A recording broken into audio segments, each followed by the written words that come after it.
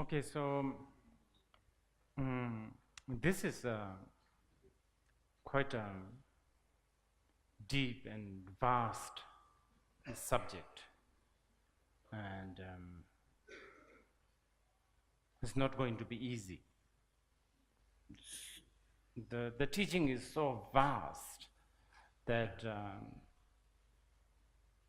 what we have today, at least in the Tibetan translation, we have 100,000 verses, Prajnaparamita. About 12 volumes. Now this is, Tibetans and Indians are not so good with numbers, but this one is not an exaggeration. Then there's Niti, we call it, 20,000 verses, the collection of Prajnaparamita, 20,000 verses. And then there's also the 8,000 verses. And then the, Prajnaparamita, even those who don't really understand what is in the text, in the Mahayana countries such as China, Tibet, it's quite a big deal. There are traditions such as just to having the collection of books in the shrine.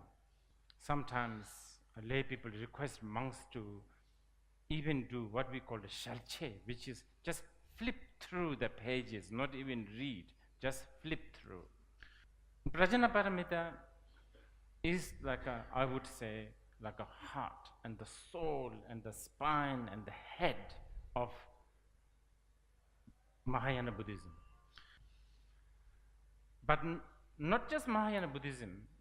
Buddha said in the Prajnaparamita Sutra, "Gang nyenthu chisala labar debejen sherabchi bharut chimbara labar chao, gang changjusim sala labar debejen sherabchi bharut chimbara labar chao," which means those who want to achieve liberation of different categories such as arhat or bodhisattva, yana, and so on and so forth, they all have to go through the Prajnaparamita. Basically, it's very important. In fact, Buddha said this is the only way.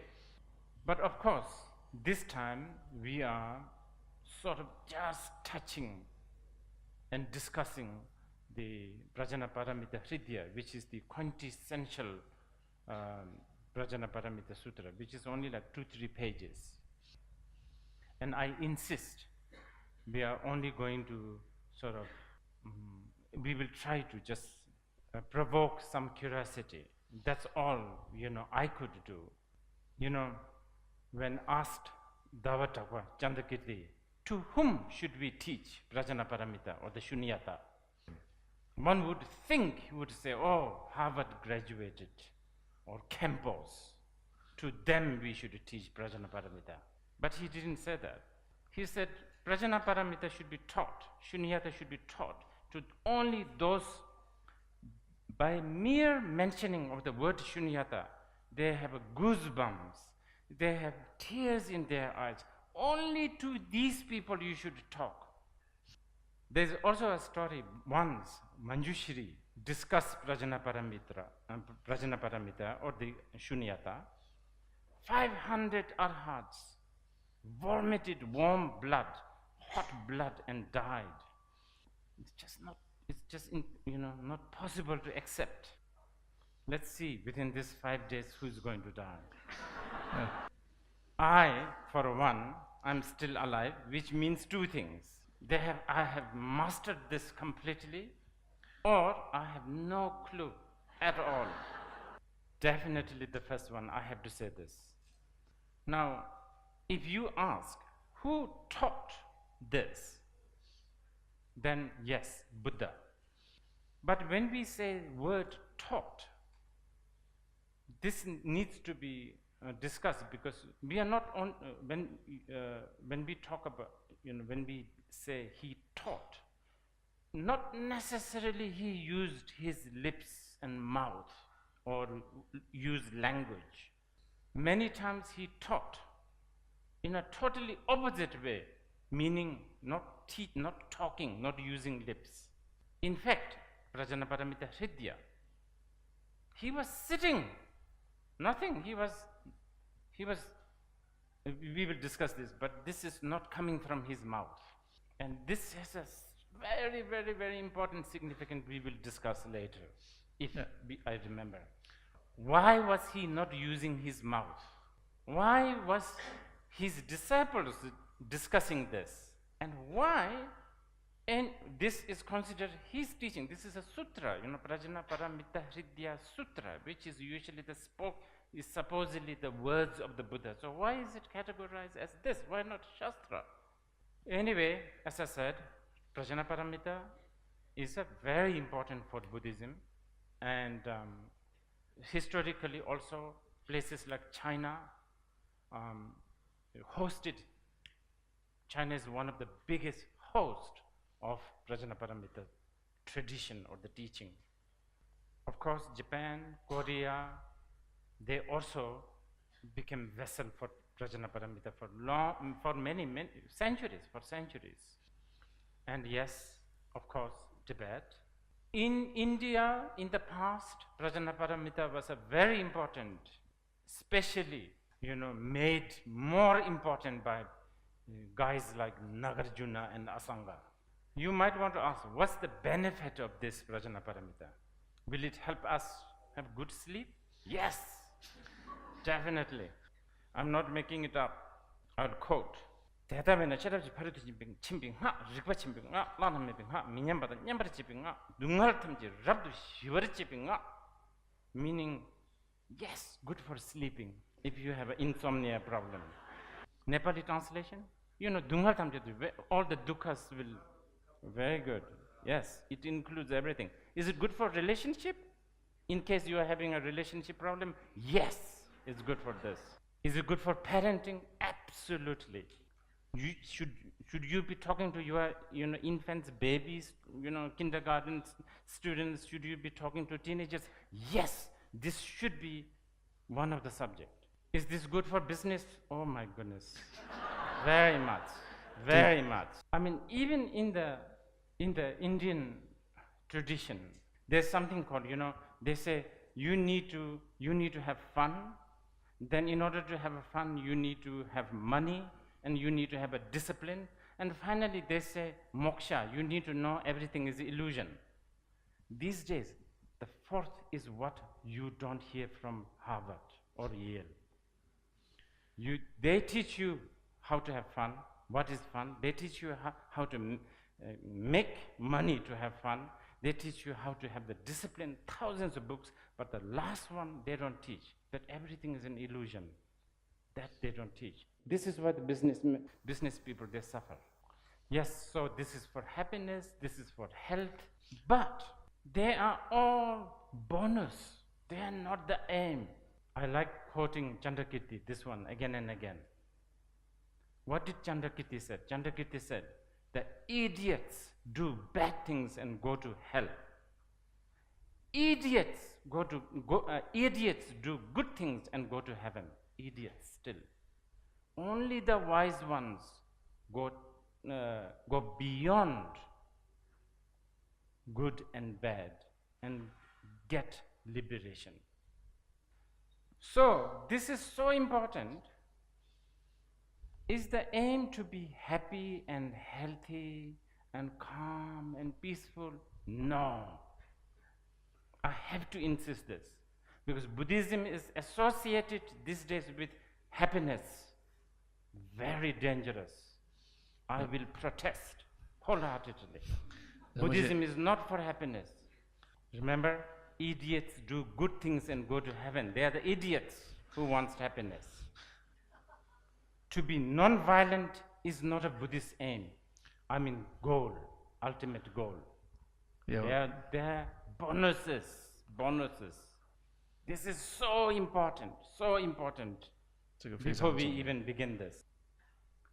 So for Buddhism, out of lack of choice of words, I will use the word liberation. Liberation is the goal. But the words like a liberation, nirvana, enlightenment is, they are so, I don't know, should I say overly used, or there's just so many, these words are used in so many ways. There's a nirvana hotel, there's a nirvana escort service, so on and so forth. We don't know. There's so much used.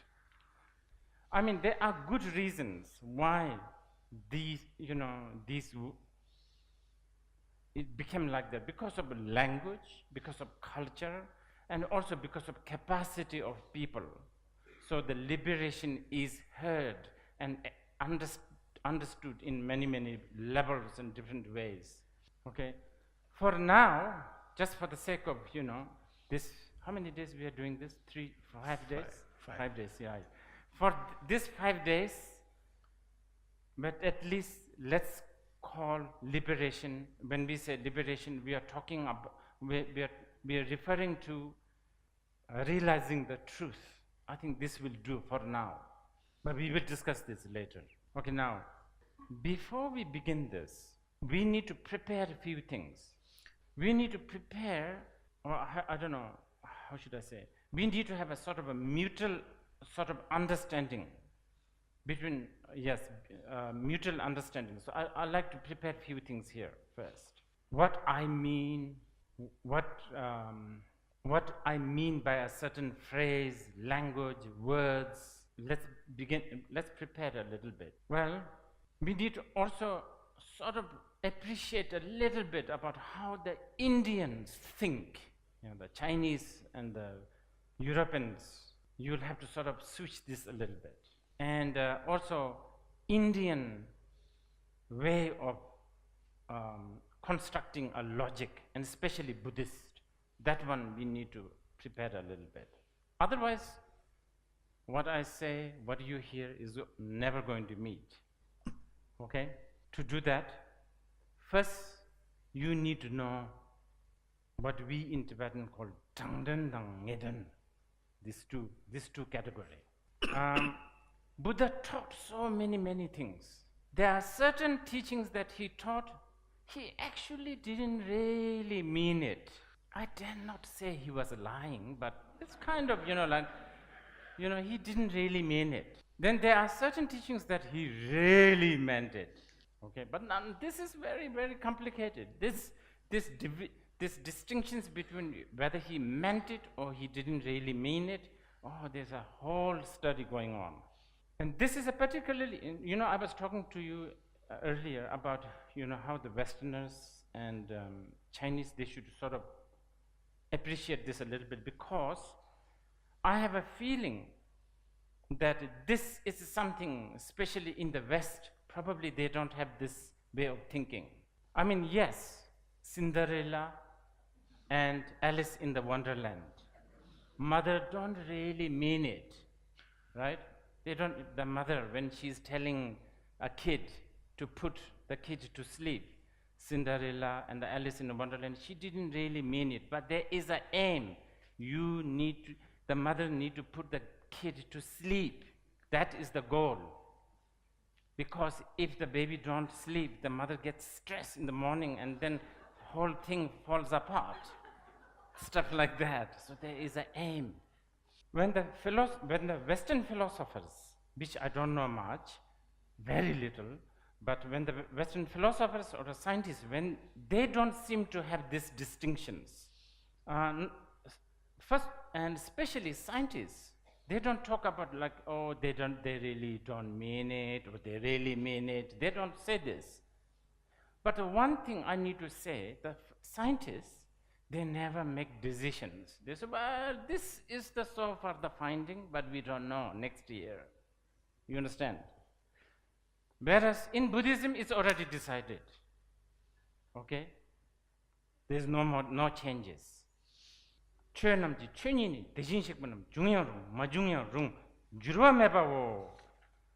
the Buddhas have come or not, the truth of the phenomena is unchanging.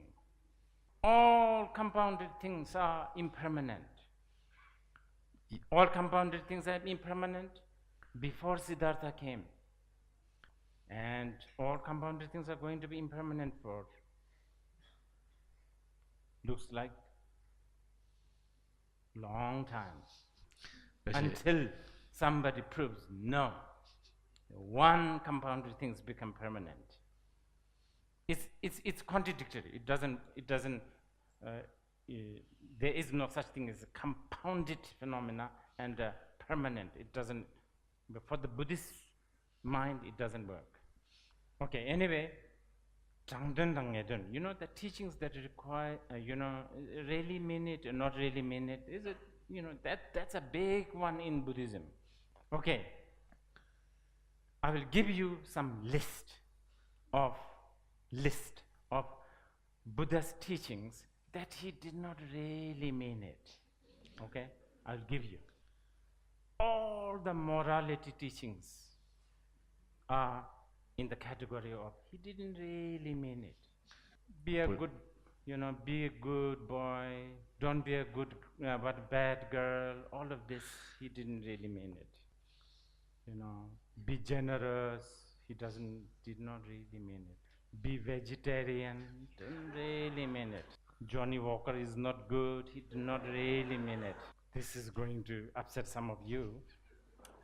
I'm kind of afraid to even speak this out.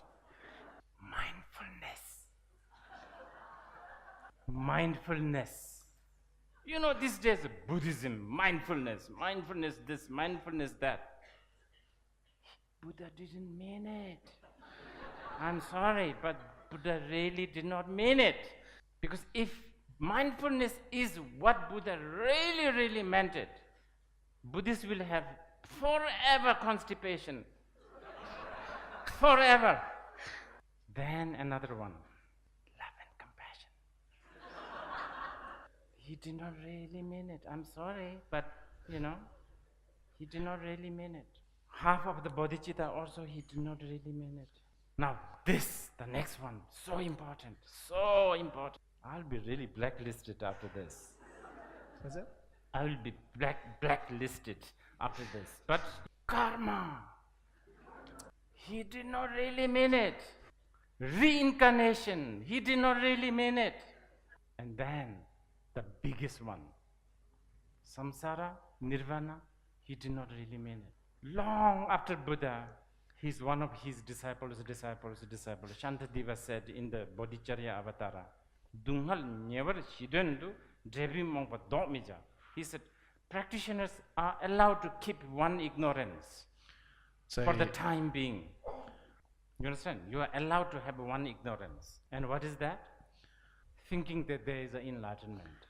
So, this is a very brief list.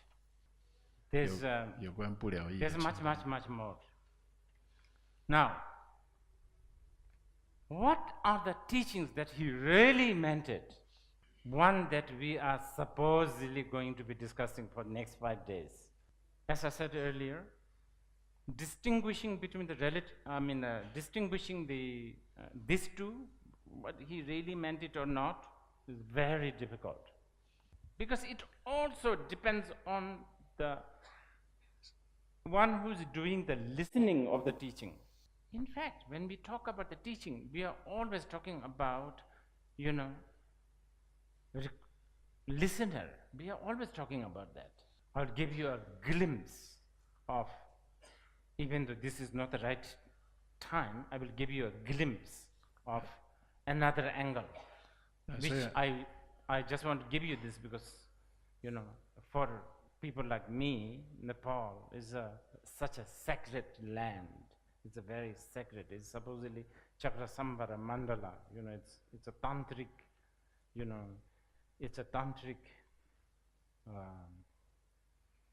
world, so to speak.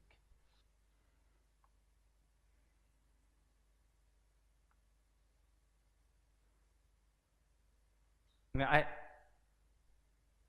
just about a moment ago, I was saying, it really relies so much on who's listening.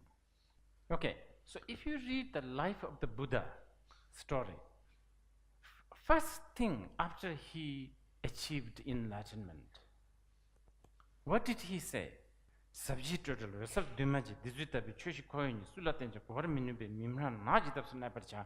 Basically, he said, I have found the truth. that is brilliant, that is brilliant, extremeless, peaceful, so on and so forth, but that no one is going to hear this. Therefore, I'm going to keep quiet in the forest. This is what he said. Ordinarily, you hear, oh, he doesn't want to teach, because, it's too, we will not be able to hear it. He's not going to teach. And then what? The ordinary story is the Brahma and the Indra came rushing and said, please teach, give him, conch and so on and so forth. That's the story. That's how the story goes. But from another angle, that was the most important teaching. Beyond words, you will not hear it. There's no words, there's no language to teach. Profound, brilliant, deep, vast, infinite, uncompounded truth. He was already introducing that right at the beginning. I mean, think of it. Isn't it brilliant? He did the two things in one go. When he said, oh, I'm not going to teach because nobody is going to hear it, from one angle, it's not what he really meant it. But on the other hand, he actually meant it. You know what I mean? The same phrase, both there, depending on who is hearing it. And then, anyway, the story goes like this. He went to Saranath, and there he taught Four Noble Truths. And for the common students, he taught about how the worldly life is full of suffering, and the truth of the suffering, and the cause of the suffering, which is the emotion, etc. But there were not just 5 monks listening to that teaching. There were many other listeners, many other listeners, and some of the listeners are very, very high standard listeners, and they heard it in a different way. They heard that samsara is bliss, emotion is the wisdom.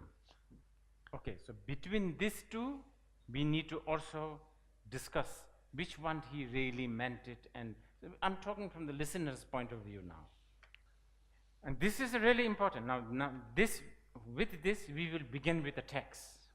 Sutra always begins, thus have I heard, thus I have heard. If you like, you can call it a disclaimer. That's in a way, it's a disclaimer. You guys, after 5 days, you can't really say, oh, Dzongsar Khyentse Rinpoche said this. Or you only heard this way. Unfortunately, there's a recording machine, I know. But anyway, thus have I heard, meaning this is how I heard. It never begins with this is what Buddha said. And Sutra is very, very specific. And then Ananda, here even we have a dispute actually. Thus have I heard. Some people say thus I have heard. This I is Ananda. Others disagree. Bhava Viveka, one of the great Madhyamikan philosophers, he said that I, thus have I heard, that I is actually Vajrapani. Other Indian Panditas, they say that's actually Manjushri who is saying this. I just want to tell you this because you need to know the culture of Buddhist teaching, so to speak. Majority of the Buddhists would agree with a great commentator of Prajnaparamita. His name is Singha Bhadra.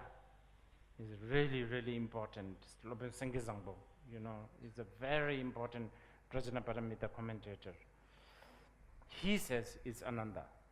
The other specific, at Rajgir, a specific place, at one point. Already saying the Buddha have said different things at different audience and different places. This is important for the Buddhist students to know. 讲这3件事情呢，也就是代表说，佛在另外的时间、另外的地点讲给另外的人听，讲了另外的事情，所以这个对于学佛的人是很重要，要了解这一点。You can call it this is the richness of Buddhism. You can call it this is what makes Buddhism so difficult and so like what do you call it? Just too vast.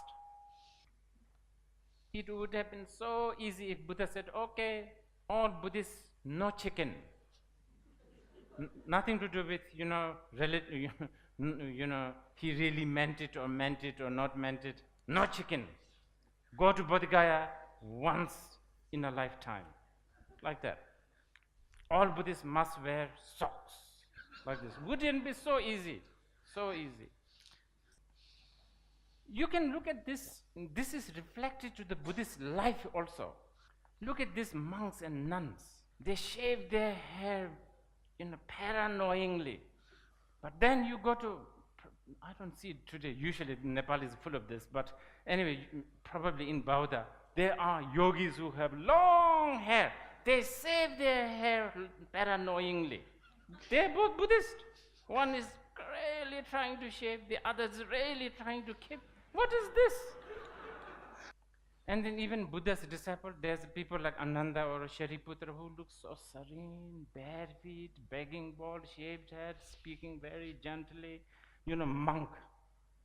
And then there are people like Manjushri with the earring, necklace, aftershave, everything. And some sort of almost inseparable boyfriend and girlfriend together. And we accept both. We proudly accept them. This diversity, the richness, which can be very rich but can be very confusing. That's Buddhism for you now. Okay, we will soon going to have a break, but before break, one more preparation. Language. This is a difficult one.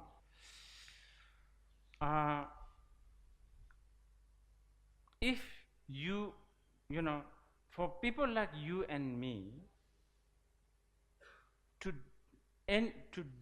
what we are trying to do is really trying to, the final aim, remember the liberation, the discovering the truth. How do we do that? For people like you and me, only way is talking and listening, so needing to use the language. Unfortunately, that's the only way. If you happen to be like a Naropa and I happen to be like a Telopa, our shoes will do it. But unfortunately, we are not. Maybe you are, but I am not. Language is always vague. The language is vague. If it's not vague, the poetry people will not have a good job. And it's always changing, and also depending on different culture. For instance, I was, for instance, like Jane Austen. It's going to be difficult for a Tibetan Khenpo to read something like what Pride and Prejudice and make sense of what Mr. Bingley is talking about. Do you understand? I was just recently trying to read Balzac. Balzac is French, right? French. And I was reading it in English. He must have wrote in French, English, and me, I'm reading it.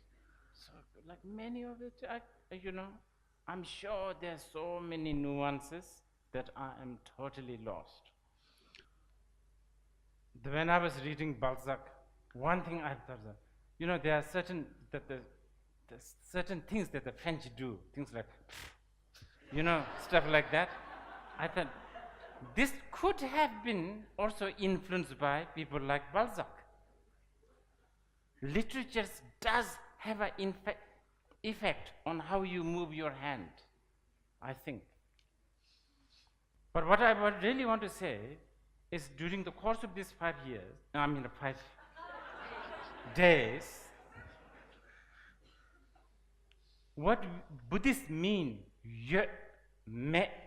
then, midden, like exist, non-exist, truth, not truth. All this, we have to pay some little bit of attention. Otherwise, it looks like some mad person wrote this Prajnaparamita. No eyes, no nose, no this, no that. But you can see there is my nose is right here, my ear is right here. What's this? So these are some of the preparation. Well, I think this is what you need to hear so that you will have a lesser assumption. Okay, so we will take a break now for like maybe 15 minutes.